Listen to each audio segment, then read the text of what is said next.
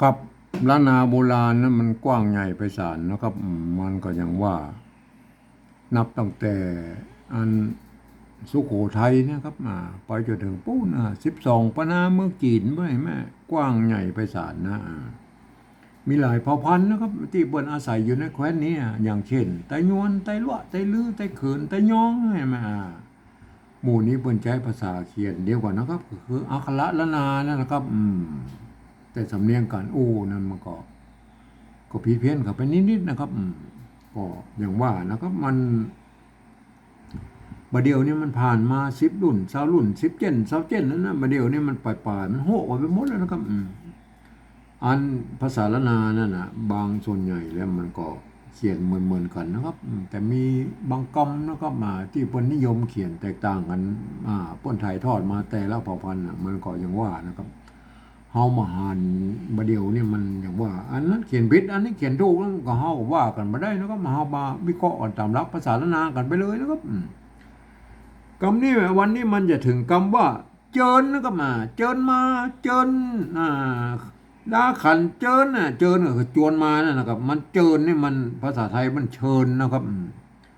มันก็บอกว่ามันเป็นไทยเป็นเมืองนะครับมันก็เจิญเจิญมันหมูเป็นภาษาไทยทางเมืองนะครับมันใจร่วมกันมาเมินนะครับมาเพราะมันตั้งแต่สมัยพวกขุนรามก็แหงแล้วนะครับมันเป็นภาษาเดียวกันนะครับมันแยกไปทางใต้แยกมาทางเหนือมันก็บางกรรมมันก็ยังใจร่วมกันอยู่นะครับมันก็เราจะไปว่าทุกทักอันนั้นเป็นกรรมไทยอันนี้เป็นกรรมเมืองมันใจนะครับมันเป็นกรรมที่มันใจร่วมกันนะครับเจิญนะอันเจิญเนี่ยมันเฮาสะกดเขียนเลยนะครับเจิญนะครับเจิญมันก็เอาเจิญมันเสียงสามัญนะครับเมื่อเสียงสามัญนะเฮาใจ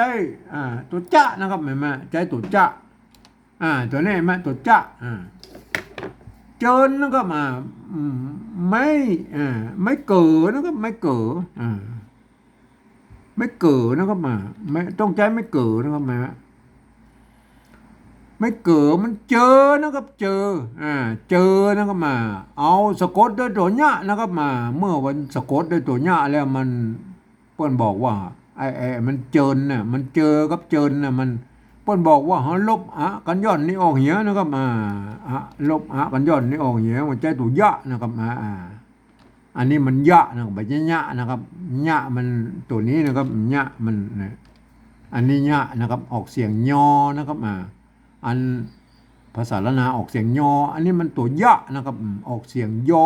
คล้ายๆออกไปทางยอยักษ์ไทยมันยะนะครับจะชะยะนะแต่บางที่มันก็อ่านตัวสะตัวชะนี่มันบ่ถูกพวกอ่านเป็นสะนะจะส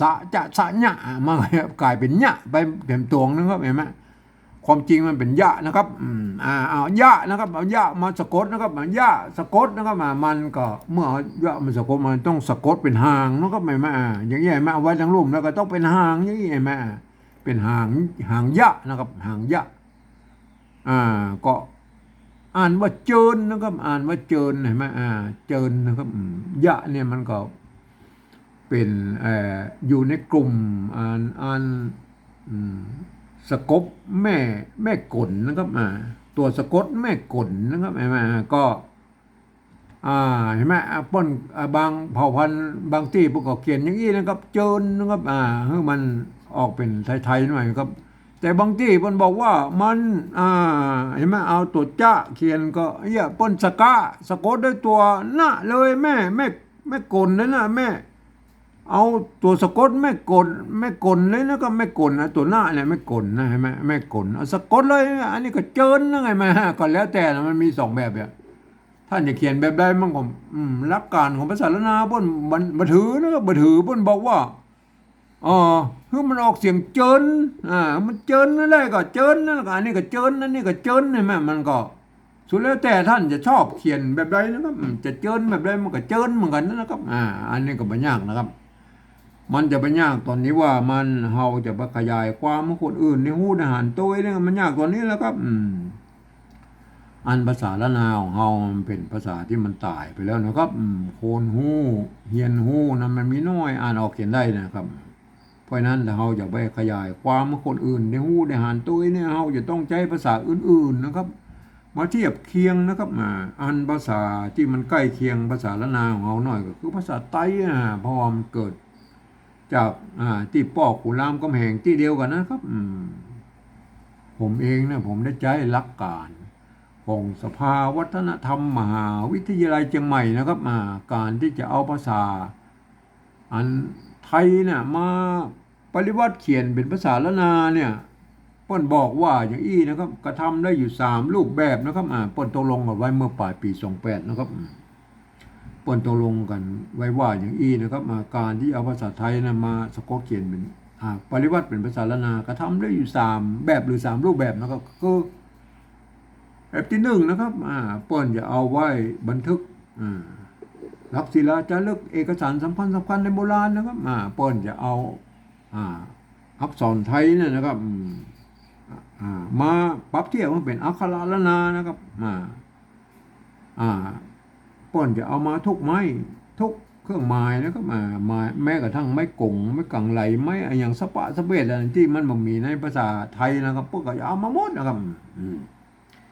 อันนี้แหละครับมันยุ่งยากนะครับเฮาบ่อู้ถึงแล้วเฮาบ่ได้ใจนะครับอันถึงขั้นนั้นนะครับเฮามาใจแค่แบบที่2นะครับแบบที่2นั้นเพิ่นบอกว่าอย่างนี้นะครับ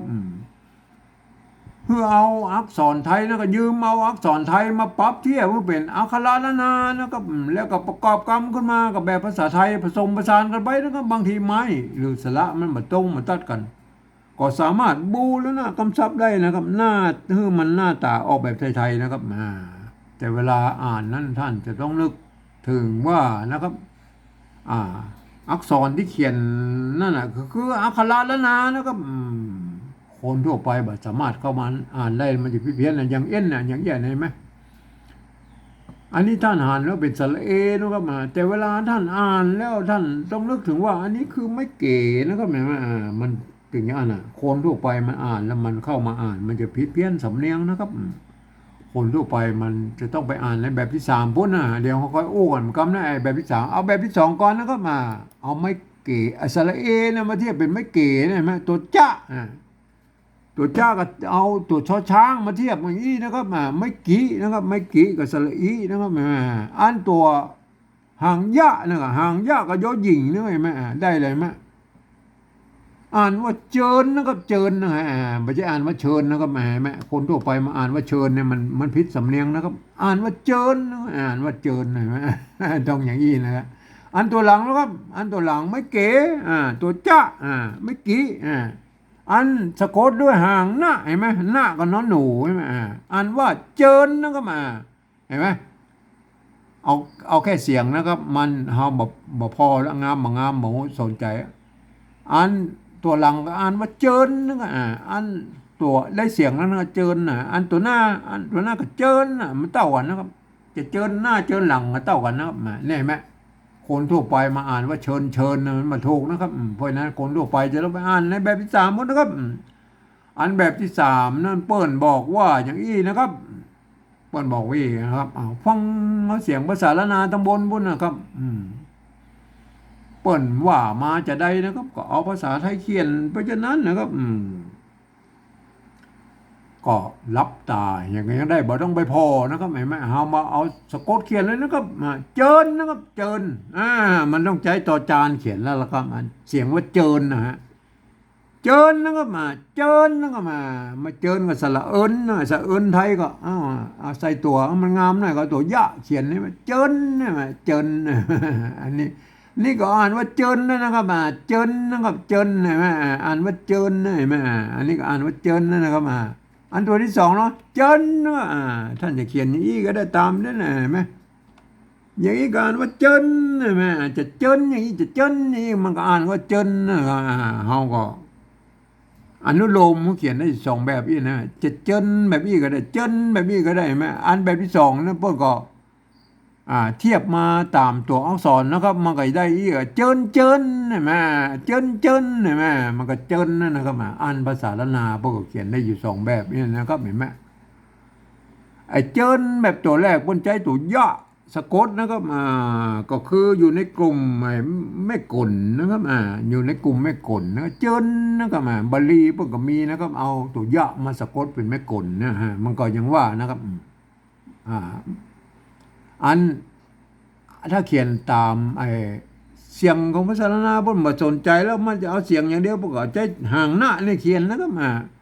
เจินนะครับเจินแบบบี้ก็มีนะครับแบบบี้ก็มีนะครับก็บัดเดี๋ยวนี้เฮาหันอยู่สองแบบนี่นะครับบางคนมันก็เขียนอย่างนี้นะเอาตัวหน้ามาเขียนบางคนก็เอาตัวยะมาเขียนก็สุดแล้วแต่ท่านชอบนะครับก็ท่านจะเขียนแบบใดมันก็บ่ผิดนะครับก็ครับวันนี้ผมก็ขอบรรยายเพียงแค่นี้นะครับ